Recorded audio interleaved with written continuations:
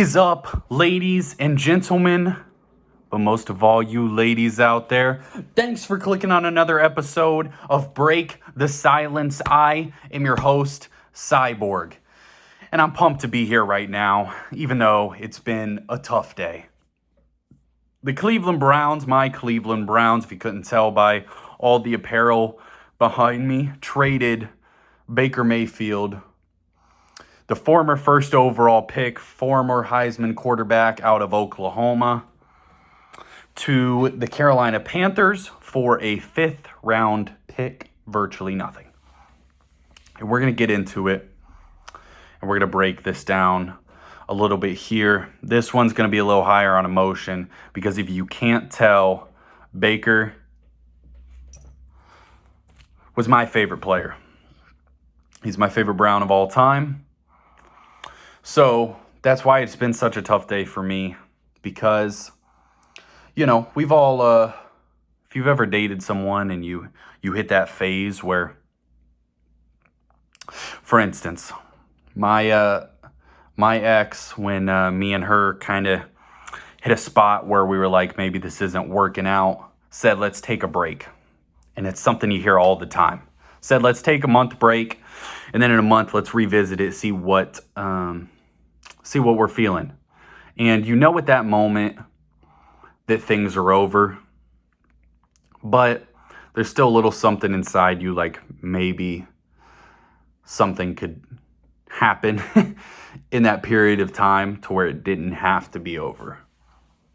And then you see a picture of them with some other dude a week later, and then they've moved on. But that's beside the point.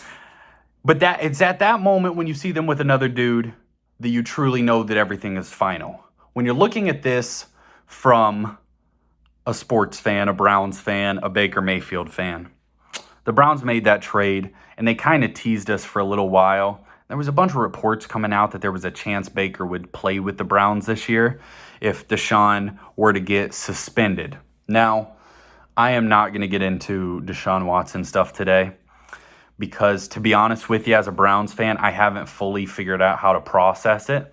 I don't know exactly how is appropriate for me to react. So I'm really just avoiding it, to be 100% honest with you. But before we get into it, please take a second to like and subscribe to the channel. We have gained over 100 subscribers in the last month, which is crazy pace. We're going to keep growing. We're going to keep grinding. We talk a lot of NBA on this channel. We're going to transition into a lot of football once we start hitting a little closer to some breaking news and some big football happenings. And I'm super pumped to do both because I'm highly passionate about both sports. But I just want to start off by thanking Baker Mayfield for what he did for the Cleveland Browns organization. And not only the Cleveland Browns organization, but for me. and you, I always hear the comment that it's just a game. When you're talking about sports, when you're talking about football, basketball, people sometimes combat with, it's just a game. Why are you so passionate about it? Why do you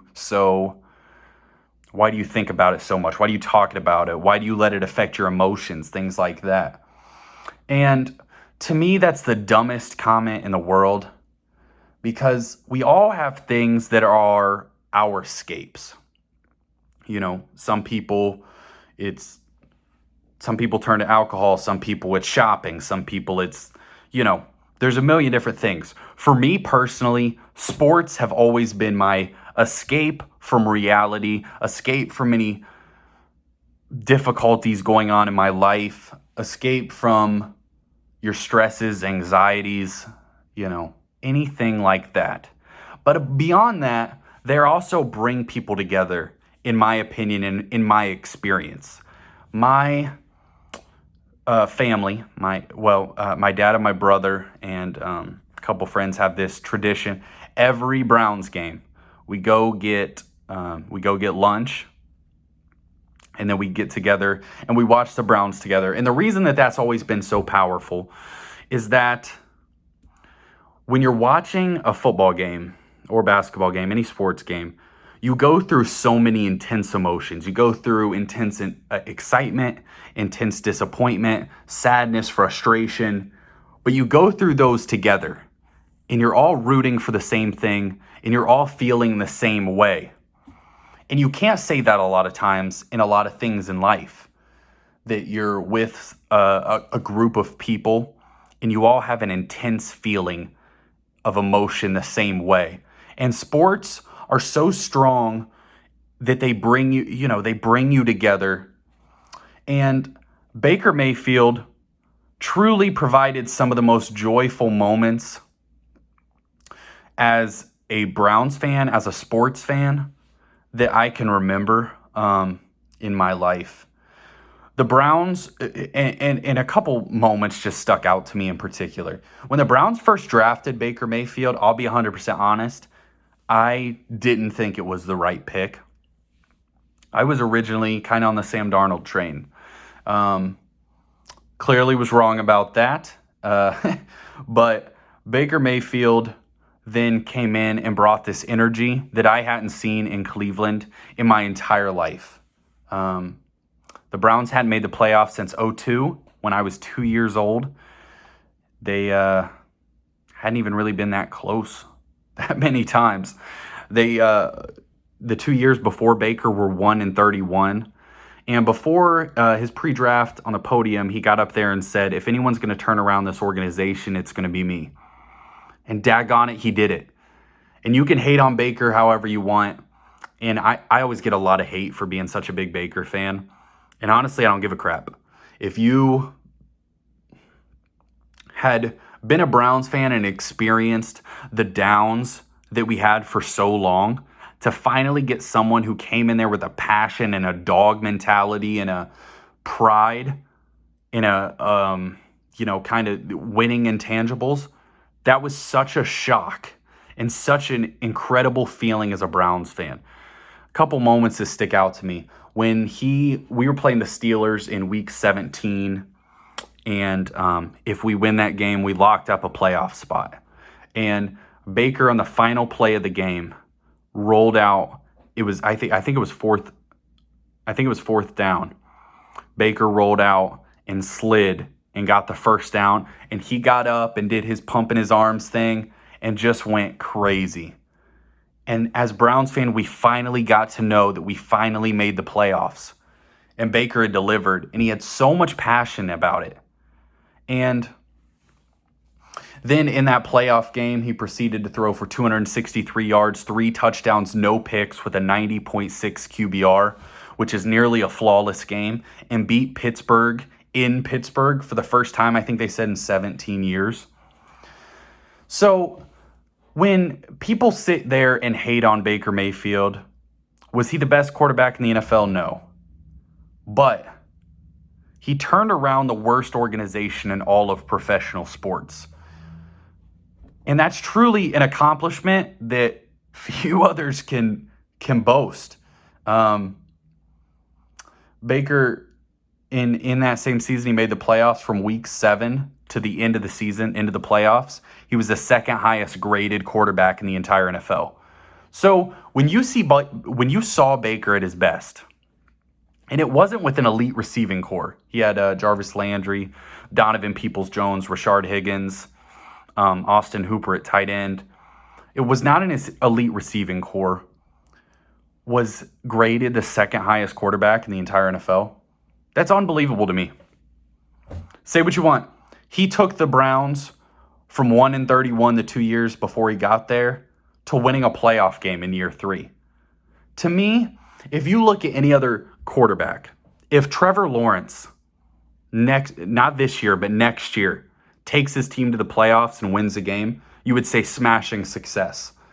That's why it's always dumbfounded me when you talk about Baker Mayfield that he's so overhated. It's crazy. I know he's a little cocky, and I know, he's just got that arrogance about him, the way he conducts himself, the way he talks sometimes.